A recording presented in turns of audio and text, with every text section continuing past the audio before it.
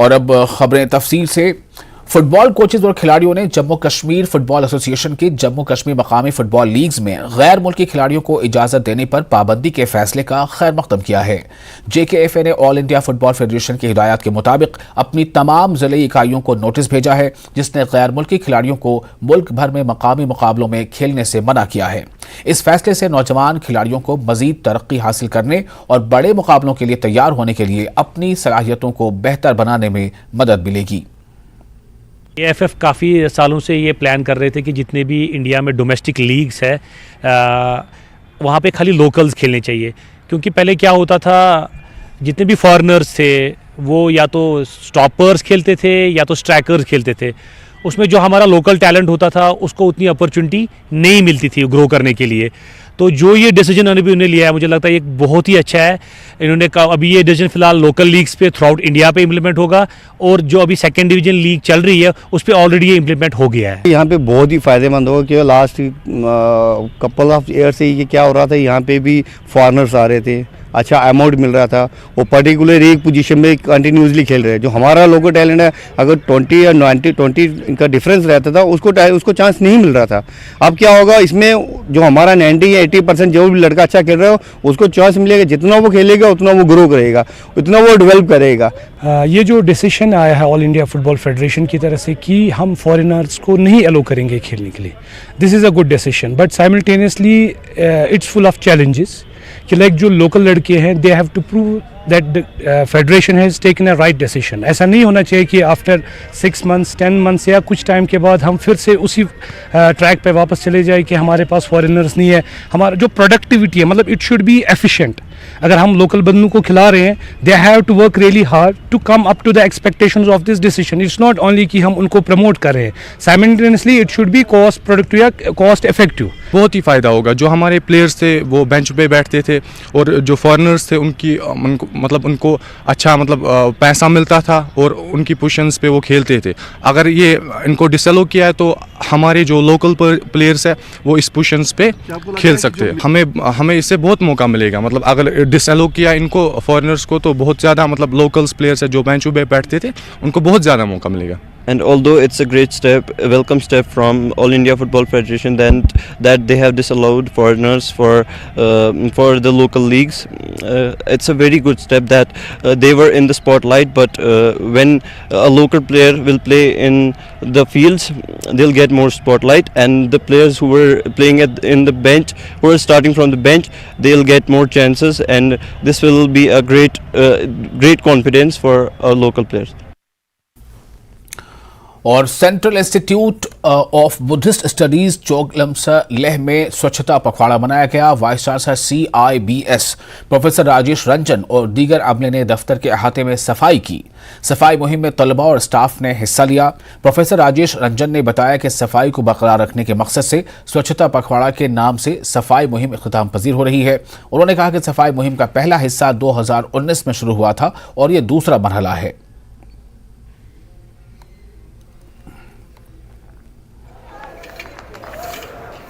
ये जो हमारा स्वच्छता पखवाड़ा चल रहा था स्वच्छ भारत मिशन के तहत, जिसमें माननीय प्रधानमंत्री नरेंद्र मोदी जी का जो सपना है, जो सोच है, स्वस्थ भारत स्वच्छ भारत, तो उसी के तहत ये हम लोगों का ये पखवाड़े का आज अंतिम दिन है।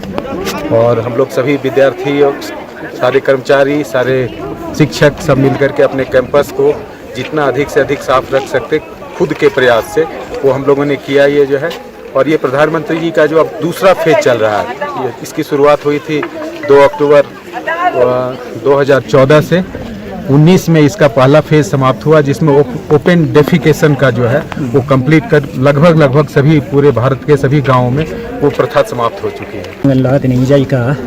सरसों point scriptures La ngaji ju ka scriptures pala nge tu je che jun aje lo pe chok he scriptures ane tene sangma tu gi ken nangjin kong tene ngata jaga re tene ngata culture ministry chokne kapet kan nangjin tena la ketana khoda ngata changde lasgul jik kawa ketana ngata chida ye chida jipe tena ngata chiba chutuk ne chiba sungju chukula bore tupen de nangjin jik tena ngaji ka ketana diak chiba chutun pala changde lasgul jik mangnu jik tena ngaji gozuk chospen tenes ke pesana ta tiring stingju ja posong besang ne ngaji ka cham sik tena ngata loktu yuken dang gegan dang tena leche tang ta sangma yuken sangma ketana ngata khak dun ge china goste tene so choste tena ngaja rai lotte rakor nanglola changma tena ngata changma chosin so choste tena ngata ketana genjin ko tena ngata dekak tang tena ngata ka shiyone dekak tang tena ngata penjo dekak tang tena ngata tena ngata lesha ne de set lekang tang tena pu sama desa tena hostel yang na desa ga tena ngata khor tang tene juk be ka chiza chinjana ka to ka ngata gesgo chamo dulla te ka tena ngata sangma jom ches poin te sting ne kene yuchik chara chik da nyambo te gesgo philok la tene gesgo ne tangskan ja ka tena ngata the main road chu pala yang te ja yeon changmala tene ngata chongkang na so ji ka te bun chebik changma choches po tring aji migul boin और Indian army की artillery regiment में ख्वातीन अफसरान शामिल की गई हैं। Lieutenant Mahak Saini, lieutenant Sakshi Dubey, lieutenant Aditi Yadav, lieutenant पेस मुदगिल, लेफ्टिनेंट आकांक्षा फौज में शामिल होंगी। पासिंग आउट परेड के बाद 5 ख्वातीन अफसरों की फौजी ऑपरेशन में बाज़ाब्ता शमूलियत होगी। ट्रेनिंग के बाद 5 ख्वातीन अफसरों को आर्टिलरी रेजिमेंट में तैनात कर दिया गया है। 3 ख्वातीन अफसरों को शुमाली सरहदों पर तैनात किया जा रहा है, जबकि 2 को चैलेंज भरे मगरबी सरहदी खित्ते में तैनात किया जा रहा है। इन ख्वातीन अफसरान ने चेन्नई की ऑफिसर्स ट्रेनिंग अकेडमी में ट्रेनिंग मुकम्मल कर ली है। इन्हें मुख्तलिफ तरह के रॉकेट को हैंडल करने की भी तरबियत दी गई है।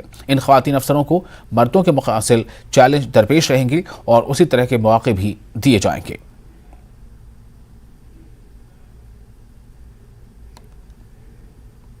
It is a momentous occasion for the Regiment of RT to welcome women officers into our fold. We have full confidence in their abilities and are sure that they will do extremely well in their respective careers, including command artillery units in future. As you are aware, the Regiment of RT has made a good beginning. More than 20% of the officers who have been commissioned today into the Regiment of RT are women officers. And this is yet another step in a series of transformational initiatives being undertaken by the Indian Army. Now all these women officers are being posted to all units of Indian artillery.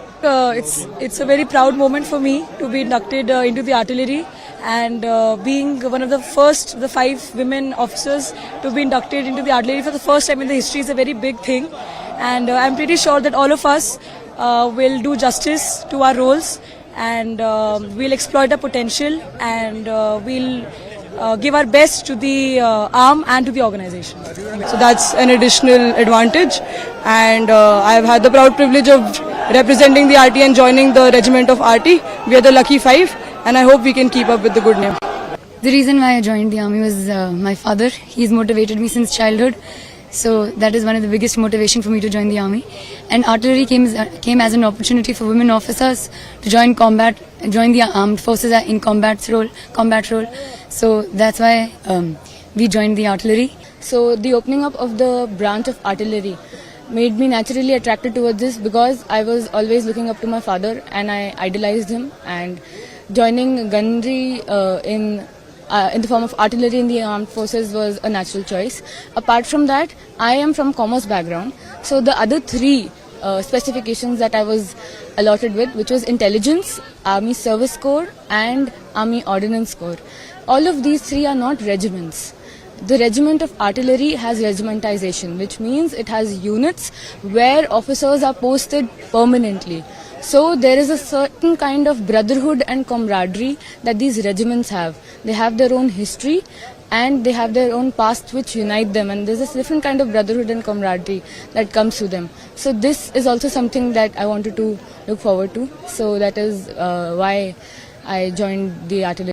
I am Lieutenant Rekha Singh, and after my husband, I decided to join Indian Army. Earlier I was TGT maths teacher, but later on I thought to experience all the things which my husband had gone through.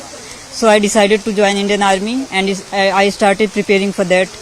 And today my training has completed and now I become lieutenant. And today is a very proudful moment for me and for my family. And for women cadets, I just want to say that believe in yourself and whatever you want to do, just do. Don't think what others are thinking, otherwise you won't be able to do anything. So believe in yourself and start doing. Take your first step, then only you will be able to achieve your goal. Definitely it is a very good step taken by the government that they have allowed women cadets to join artillery. So it is we are lucky that in our this batch this has started. So it is a very good opportunity for lady officers, and definitely we are doing in every field very good. So definitely in this field also we will do good, and my course mates, they will perform very well and make their nation proud. और जम्मू कश्मीर और लद्दाख के मुश्तरका high court के chief justice N Koteshwar Singh ने Lal Ded auditorium में तलबा से खिताब किया। उन्होंने कहा कि मेहनत, नज़्म व ज़ब्त और इल्म हासिल करने की जुस्तजू कामयाबी की कलीद है। उन्होंने तलबा पर जोर दिया कि किसी भी सरगर्मी में मुसलसल बेहतरी और कामयाबी हासिल करने के लिए मुस्बत कोशिशें मकसद के हुसूल में अहम किरदार अदा करती हैं। चीफ जस्टिस ने कैंपस के अहाते में चनार के पौधे भी लगाए। चीफ जस्टिस का भदरवा कैंपस में डीसी डोडा विशेषपाल महाजन, एसपी डोडा अब्दुल कय्यूम और एडीसी भदरवा दलमीर चौधरी ने वालहाना इस्तकबाल किया। चीफ जस्टिस अपने 2 रोजा दौरे के दौरान भदरवा और डोडा की अदालतों का भी मुआयना करेंगे, जिसमें डोडा और भदरवा में विजिट करते हैं, जिसमें कोर्ट में कुछ इनाग्रेशन है, डोडा में भी इनाग्रेशन है, और उसी कड़ी में जो सबसे पहला प्रोग्राम यहाँ पे किया गया यूनिवर्सिटी ऑफ भदरवा कैंपस में यहाँ पे किया गया, जिसमें आज जो ये डिस्ट्रिक्ट लीगल सर्विस अथॉरिटी ने आज का ये प्रोग्राम इसका यहाँ पे किया इन एसोसिएशन विद जो यूनिवर्सिटी ऑफ भदरवा है, जिसमें आज जो टॉपिक था कि यूथ का क्या रोल है नेशन बिल्डिंग में, तो जिसमें हमारे स्पीकर्स ने काफ़ी अवेयर किया जो यहाँ पे बच्चे थे यहाँ पे, और जो हमारे ऑनरेबल चीफ साहब हैं उन्होंने भी इनसे इंटरेक्शन किया और अपना जो उनका ओपिनियन है उसको एक्सप्रेस किया। और पुंछ हमले के 4 मुलजिमीन निसार अहमद और दीगर को अदालत ने 6 दिन की पुलिस तहवील में दे दिया है। बताया जा रहा है कि अब तक पुलिस ने 200 से ज्यादा लोगों को हिरासत में लिया है, जिनसे पूछताछ जारी है। पुंछ हमले को तकरीबन 10 दिन गुजर चुके हैं। सिक्योरिटी फोर्सेस बड़े पैमाने पर तलाशी मुहिम चला रही है। वाज़ेह है कि इस हमले में फौज के 5 जवान शहीद हुए थे।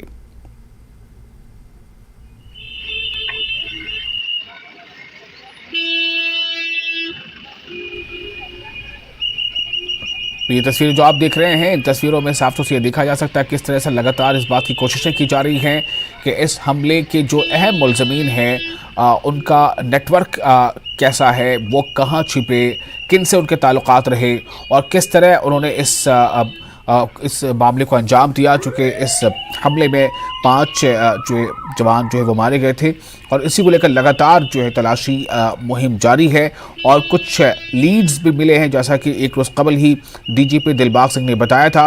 और उसके बाद अब खबर ये है कि इस मामले में कई लोगों को गिरफ्तार भी किया गया है। कुल 200 लोगों को हिरासत में लिया गया था, उनसे पूछताछ की जा रही थी और इसके बाद जो अहम सुराग मिले, जो लीड्स मिले, उसके मुताबिक पुलिस जो है आगे बढ़ रही है और जैसी कि खबरें हैं उसके मुताबिक 4-5 लोगों को गिरफ्तार किया गया है। और इस वक्त एक बड़ी खबर, हिंदवाड़ा में मिलिटेंट का साथी गिरफ्तार। ये खबर है कि मिलिटेंट का साथी गिरफ्तार। पुलिस की फौज के साथ मुश्तरका कार्रवाई। पुलिस और फौज की मुश्तरका कार्रवाई में एक मिलिटेंट का साथी जो है वो गिरफ्तार हुआ है। काबिल एतराज़ मवाद और एक हैंड ग्रेनेड उसके हाथों से, उसके कब्जे से बरामद हुआ है। हिंदवाड़ा में ये कार्रवाई हुई। हिंदवाड़ा में मिलिटेंट का साथी गिरफ्तार किया गया है। पुलिस की फौज के साथ ये मुश्तरका कार्रवाई थी और इसमें मिलिटेंट के साथी का ताल्लुक जैश से बताया जा रहा है, जैश मोहम्मद से बताया जा रहा है। जैश जो एक आतंकवादी संगठन है उससे बताया जा रहा है। हिंदवाड़ा में मिलिटेंट का साथी गिरफ्तार किया गया है और ये एक संयुक्त ऑपरेशन था। पुलिस और फौज दोनों का ये संयुक्त यानी जॉइंट ऑपरेशन था। इस ऑपरेशन में मिलिटेंट के साथी की गिरफ्तारी हुई है। अब बताया जा रहा है कि उसके पास से काबिल एतराज़ मवाद और एक हैंड ग्रेनेड उसके कब्जे से बरामद किया गया है। हिंदवाड़ा में ये कार्रवाई हुई है। पुलिस की फौज के साथ मुश्तरका कार्रवाई के नतीजे में ये गिरफ्तारी अमल में आई है। मिलिटेंट के साथी का ताल्लुक जैश से बताया जा रहा है। पुलिस की फौज के साथ मुश्तरका कार्रवाई के नतीजे में ये गिरफ्तारी हुई है और जिस शख्स को गिरफ्तार किया गया है बताया जा रहा है कि उसके पास से काबिल एतराज़ मवाद यानी कुछ ऐसा कंटेंट जिस पर आपत्ति होती है, जिससे ये पता चलता है कि शायद उसका कुछ अलग सोच रही हो। मिलिटेंट के साथी का ताल्लुक जैश से बताया जा रहा है और ये बताया जा रहा है काबिल एतराज़ मवाद और एक हैंड ग्रेनेड उसके कब्जे से बरामद की गई है।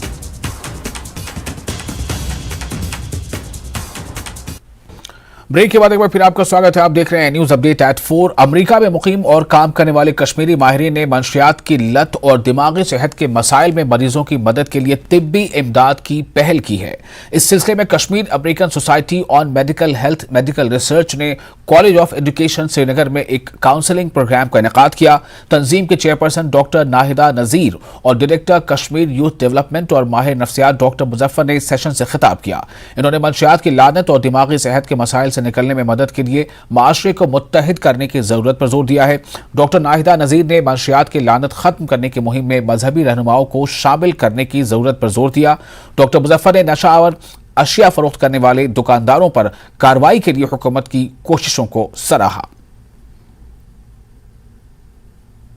दो ही सॉल्यूशंस है। नंबर 1, जो लोग इसमें मुब्तला हो गए हैं उनको ट्रीट करने की ज़रूरत है, उनको रिहेबिलिटेट करने की ज़रूरत है और उनको सपोर्ट करने की ज़रूरत है। बट उससे बड़ा काम है कि जो लोग इसमें नहीं गए हैं उनको बचाना है, जिनके अंदर वल्नरेबिलिटी है उनको बचाना है। And for that reason I think we now it is a time we need to take de addiction programmes into the community, ताकि हर स्कूल में एक डे एडिक्शन पॉलिसी बने, हर मोहल्ले में, हर मस्जिद कमेटी में, हर मोहल्ला कमेटी एक्टिव हो जाए, so that we take the responsibility कि हमारा जो ये मोहल्ला है, हमारी जो ये गली है, ये सेफ रहे, यहाँ कोई इसमें नहीं जाए। हमें कम्युनिटी का साथ चाहिए। इस बार ही हम we are reaching out to religious scholars, मस्जिदों में जो इमाम साहब हैं उनकी हेल्प ले रहे हैं, ताकि वो फैमिलीज़ और कम्युनिटीज़ को ये रुख इसका दिखाए कि ये एक बीमारी है। तो इससे क्या होता है, जो there is compassion, there is empathy for these young man and women. तो उनको उठ के गले लगाओ,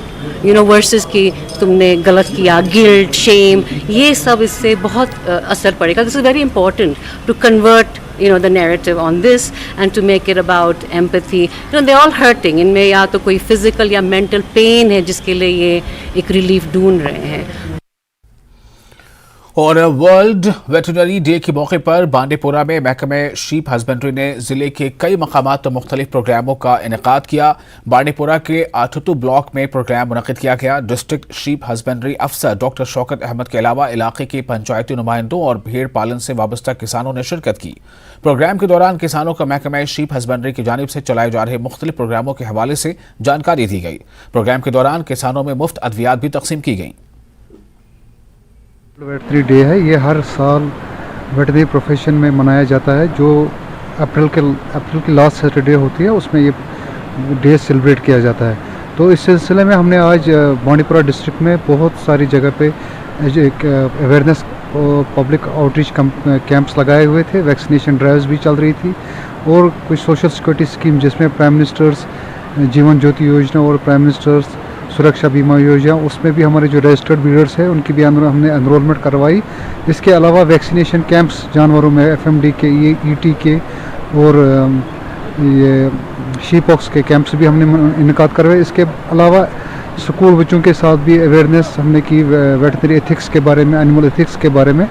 तो इसका जो थीम है that is promoting diversity, equity and inclusion in veterinary profession. Doctor साहब का मैं बहुत शुक्रगुजार हूँ। हर वक्त हमारी इस पंचायत में ही कहिए पूरे बांडीपुरा डिस्ट्रिक्ट में जिस वक्त भी होता है तो डॉक्टर साहब हमें वहाँ हर वक्त हमारे साथ ताउन देते हैं। और पूरी डिपार्टमेंट की यहाँ थोड़ी सी है, मुलाजिम थोड़े कमती है, उस कमज़ोरी की वजह से फिर भी जिस वक्त भी हम फ़ोन करते हैं हमारा काम अच्छे तरीके से चल रहा है और फर्स्ट क्लास तरीके से चल रहा है। आज भी जो प्रोग्राम हुआ तो ये बहुत बेहतरीन प्रोग्राम हुआ। वर्ल्ड वेटरनरी डे मनाया जा रहा था यहाँ पे।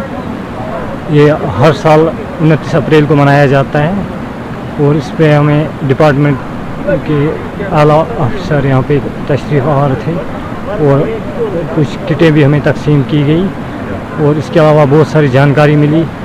हम चाहते हैं कि डिपार्टमेंट की तरफ से इंशाअल्लाह उम्मीद है हमें कि हर साल ऐसे ही वर्ल्ड वेटरनरी डे मनाया जाए। और जम्मू पठानकोट कौमी शाहराह पर कठुआ के सकते चक के मकाम पर सड़क के किनारे खड़े सीमेंट टैंकर में अचानक आग लग गई। फायर ब्रिगेड ने मौके पर पहुंचकर आग पर काबू पा लिया। टैंकर पंजाब से किश्तवाड़ जा रहा था। टैंकर के ड्राइवर ने बताया कि वो गाड़ी से बाहर था कि अचानक केबिन से धुआं निकला और पूरा केबिन जलकर राख हो गया। आग बुझाने की कोशिश में ड्राइवर जख्मी हो गया है। फायर स्टेशन कठुआ के इंचार्ज ने बताया कि आग लगने की वजह मालूम नहीं हो सकी है, जांच जारी है। सर इसको लॉक करके चाय पीने गया था तो अचानक इसको आग लग गई। हाँ नुकसान हुआ, कैबिन ख़त्म है गाड़ी का, सीटें छूटे खत्म है। तब तक हमने बाल्टियों से थोड़ा बहुत कंट्रोल कर ली थी। लोग भी आए लोग जी, लोगों ने बहुत मदद की है। इसमें सीमेंट है सर। कितना नुकसान हुआ आपका? नुकसान सर कैबिन ख़त्म है, कांच गूंज वगैरह सारे खत्म हैं। सर मैं इसका एस्टीमेट तो नहीं लगा सकता हूँ, मगर नुकसान जो है कैबिन कुमड़ खत्म है। 3-4 लाख का तो होगा ही। बाकी कपड़े कुपड़े थे, गाड़ी के डॉक्यूमेंट भी बीच में ही थे, वो जल गए। तो हम स्टेशन पे बैठे थे, जैसे हमें कॉल आई, उन्होंने बताया कि शायद ये पेट्रोल वाला टैंकर है, उसमें आग है। तो हमने जल्दी से, क्योंकि टैंकर का ज़्यादा हो जाता है, हमने सोचा कि हो सकता है बड़ा हादसा हो जाएगा, अगर पेट्रोल में आग बढ़ जाए बहुत बड़ा हादसा होगा। तो जैसे हम इधर पहुँचे तो ये एक ट्रक खड़ा था जिसमें सीमेंट लोड था, तो इसके कैबिन में आग थी। तो ये लोग भी इकट्ठे हुए थे, इन्होंने भी कोशिश की थी। तो उसके बाद ड्राइवर का कहना है कि जैसे मैं इधर गाड़ी खड़ी थी, साइड पर खड़ी थी, लाग थी, तो इसने गाड़ी का लाग तोड़ा। तो बोलता अभी ये कारण नहीं कि कैसे आग लगी है, ये कोई पता नहीं है अभी। हाँ बुझा दी, आग कंट्रोल में। और अब बात हिमाचल प्रदेश की। शिमला इंतखाबी मुहिम यानी शिमला नगर निगम का चुनाव होना है, इसलिए शिमला इंतखाबी मुहिम में सिर्फ आखिरी 2 दिन रह गए हैं, जिसके लिए कांग्रेस और बीजेपी में इल्जामात और जवाबी इल्जामात का सिलसिला तेज हो गया है। कांग्रेस लीडरों ने गुज़िश्ता 2 दिनों में बीजेपी पर कई संगीन इल्जामात लगाए हैं, जिसका जवाब आज बीजेपी की जानिब से प्रेस कॉन्फ्रेंस में दिया गया। बीजेपी लीडर जयराम ठाकुर के साथ सुरेश कश्यप, विपिन परमार, विक्रम ठाकुर और राकेश जम्वाल भी शामिल थे। सीएम सुखू ने इल्जाम लगाया था कि शिमला में बीजेपी कॉरपोरेशन में रहते हुए गंदा पानी पीने से कई लोग यरकान से मर गए थे। इससे गलत बताते हुए जयराम ठाकुर ने कहा कि यरकान की बीमारी साल 2016 में फैली थी, तब कॉरपोरेशन में सीपीएम का राज था। कॉरपोरेशन इंतखाबी मुहिम में जब कांग्रेस ने पीएम की पोस्टर पर सवाल उठाए तो जयराम ठाकुर ने जवाब दिया कि पीएम मोदी न सिर्फ मुल्क में बल्कि दुनिया के मकबूल लीडर हैं। रुझान, जिस तरह का जोश देखने को हमको मिला है, वो हमारी अपेक्षा से भी बहुत अधिक है। और स्वाभाविक रूप से इस बात को लेकर के लोग अब कहना शुरू हो गए हैं, जो निराशा का माहौल सरकार कांग्रेस की बनने के पश्चात इन 4 महीनों में देखने को मिला है, उसका खामियाजा कांग्रेस पार्टी को इस नगर निगम के चुनाव में झेलना पड़ेगा।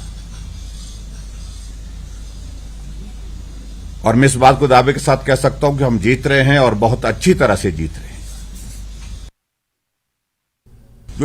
में हमने 5 वर्ष के नगर निगम के इस कार्यकाल के दौरान जमीन पर उतारा है। और जैसे मैं पहले भी इस बात का जिक्र कर चुका हूं कि 25 साल तक यहां नगर निगम में शासन कांग्रेस पार्टी का रहा। 5 वर्ष बीच में कम्युनिस्ट भी रहे और भारतीय जनता पार्टी ने मात्र 5 वर्षों तक ही कॉरपोरेशन संभाली थी। लेकिन 5 साल की तुलना अगर हम 25 सालों के साथ करें, मैं दावे के साथ कह सकता हूं कि 5 साल का भारतीय जनता पार्टी के इस कॉरपोरेशन में कार्यकाल का अगर हम जिक्र करते हैं तो स्वाभाविक रूप से वो 25 साल पर भारी पड़ रहा है। आज देश के हमारे यशस्वी प्रधानमंत्री नरेंद्र भाई मोदी जी है, वो नंबर 1 पर हैं, टॉप पर हैं। इसलिए स्वाभाविक रूप से उनका जिक्र होगा ही, उनको फोटो भी होगा। लेकिन एक बात मैं पूछना कांग्रेस के मित्रों से जरूर चाहता हूं कि शिमला कॉरपोरेशन के चुनाव में वीरभद्र सिंह जी का फोटो हमको मिला नहीं। कांग्रेस पार्टी के राष्ट्रीय अध्यक्ष खड़गे जी का फोटो भी हमको मिला नहीं अभी तक। और यहां तक कि हिमाचल प्रदेश में जो हमारे डिप्टी चीफ मिनिस्टर हैं, उनका भी फोटो का जिक्र कहीं हुआ नहीं है, वो भी मिला नहीं हमको फोटो। और शायद मुझे मालूम नहीं इनकी क्या व्यवस्था रहती है। उस व्यवस्था का अनुरूप जो है वो शिमला के इलेक्शन में, कॉर्पोरेशन के इलेक्शन में जिम्मा उनके पास दिया हुआ है, लेकिन फोटो उनका है नहीं। ये तमाम सारी बातें क्या संदेश देती हैं, मैं समझता हूं कि इन सारी बातों को मैं छोड़ देता हूं आपके ऊपर, लेकिन लोग इस बात को लेकर के जरूर अपना अपना जो है वो आकलन लगाते हैं। लेकिन व्यवस्था परिवर्तन के नाम पर उन्होंने एक बात का जिक्र किया कि शिमला में भारतीय जनता पार्टी की सरकार थी, पीलिया फैला, लोगों की मौत हो गई। मैं उस बात को लेकर बड़ा स्पष्ट कहना चाह रहा हूं कि हालांकि उनके पास एडवाइजर हैं, कैबिनेट रैंक के साथ है, वो उनको क्या एडवाइज कर रहे हैं मुझे मालूम नहीं, लेकिन हकीकत यह है कि पीलिया तब फैला था जब हिमाचल प्रदेश में 2016 में कांग्रेस की सरकार थी, सीपीएम की कॉर्पोरेशन थी उस वक्त।